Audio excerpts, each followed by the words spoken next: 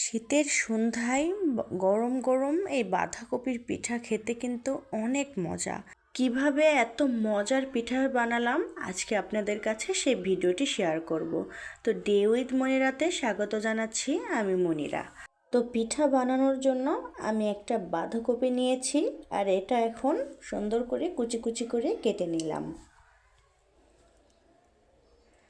আর আমি এইদিকে অন্যান্য উপকরণগুলো সব নিয়েছি। বাঁধাকপি, ধনিয়া পাতা, পেঁয়াজের ফুলকা এবং পেঁয়াজ, কাঁচামরিচ নিয়েছি। এখন আমি এগুলো সব কেটে নিব। তো আমি সবার আগে পেঁয়াজ ছিলে নিচ্ছিলাম। এগুলো আমি সুন্দর করে এখন সব ধুয়ে নিব। তারপরে ধনিয়া পাতাগুলো ধুয়ে নিচ্ছি। এগুলো সব ধুয়ে নেওয়ার পরে কেটে নিয়েছি। এখন আমি বাঁধাকপিগুলো সুন্দর করে ধুয়ে নিচ্ছি। আর পানি ঝরানোর জন্য একটা ডালাই রেখেছি। একটা গামলা নিয়েছি, এই গামলায় কেটে রাখা পেঁয়াজের ফুলকা দিয়ে দিলাম, কাঁচামরিচ দিয়ে দিলাম, পেঁয়াজ দিয়ে দিলাম এবং ধনিয়া পাতা দিয়ে দিলাম। এখন বাকি সব উপকরণগুলো দিয়ে দিব। তো আমি সবার আগেই দিয়ে দিচ্ছি লবণ, হলুদ, আদা রসুন জিরা বাটা, আর একটা ডিম ফেটে দিচ্ছি। এখন আমি এটা ভালোভাবে মাখিয়ে নিব। আর এখন বাঁধাকপিগুলো দিয়ে দিব। বাঁধাকপিগুলো এখন দিয়ে ভালোভাবে আবারও মাখিয়ে নিব।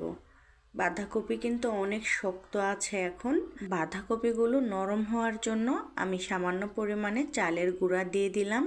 আর এগুলো এখন ভালোভাবে মাখিয়ে নিয়ে আমি এখন 20 মিনিট রেস্টে রেখে দিব।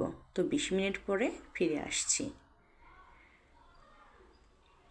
তো দেখেন 20 মিনিট পরে আমি এসেছি। এখন বাঁধাকপিগুলো নরম হয়ে গিয়েছে এবং বাঁধাকপির ভিতর থেকে পানি চলে এসেছে। তো এই পানিতেই আমি এখন যতটুকু পরিমাণে আটা লাগবে আমি দিয়ে দিচ্ছি। আর আমি কিন্তু চালের গুঁড়া ব্যবহার করছি। তো পরিমাণ মতো চালের গুঁড়া দিচ্ছি আর মাখাচ্ছি। তো পরে আমার মাখানো হয়ে গিয়েছে। আমার মনে হচ্ছিল আমি ভবিষ্যতে একটা পেঁয়াজের দোকান দিতে পারবো। তো যাই হোক, দেখেন এইরকম করে পিঠাটা হাতের ভিতর থেকে যখন পড়ে যাবে তখন বুঝতে পারবেন যে এটা হয়ে গিয়েছে। আমি এখন পিঠা ভাজার জন্য একটা ফ্রাই প্যান বসিয়ে দিলাম আর সয়াবিন তেল দিয়ে দিলাম। তেলগুলো এখন আমি গরম করে নিব। তো আমার তেল গরম হয়ে এসেছে, আমি এখন পিঠা দিয়ে দিচ্ছি। এখন যার যেমন ইচ্ছা সেভাবে শেপ দিয়ে পিঠাটি বানিয়ে নিতে পারবে। আমি এভাবেই পিঠা বানিয়ে এটা খেতে পছন্দ করি, তাই আমি এরকম করে পিঠাগুলো দিচ্ছিলাম বিস্কিটের মতো। এটা চারপাশ থেকে মুচমুচে হয়, খেতে ভালো লাগে। তো আমি পিঠাগুলো উল্টিয়ে নিচ্ছিলাম।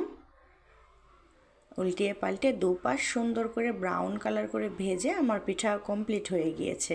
তো দেখতেই পাচ্ছেন কত সুন্দর একটা ব্রাউন কালার লুক চলে এসেছে। দেখে মনে হচ্ছে অনেক মজা হবে খেতে। তো আমি আপনাদেরকে একটা ভেঙে দেখাচ্ছি। তো দেখেন কত সুন্দর হয়েছে, একদম কিন্তু পারফেক্ট হয়েছে। সব মশলাগুলো একদম পারফেক্ট হয়েছে। তো আপনারা চাইলে কিন্তু এইভাবে আমার ভিডিওটি দেখে বাসায় বানিয়ে খেতে পারেন। আর আমার ভিডিওটি কেমন হয়েছে অবশ্যই কমেন্ট করবেন। আর আমার রেসিপি যদি ভালো লাগে তাহলে দয়া করে ফেসবুক থেকে ফলো আর ইউটিউব থেকে সাবস্ক্রাইব করে পাশে থাকবেন। আজকের মতো বিদায় নিচ্ছি। কথা হবে পরবর্তী কোনো এক রেসিপি নিয়ে। সবাই ভালো থাকবেন। আল্লাহ হাফেজ।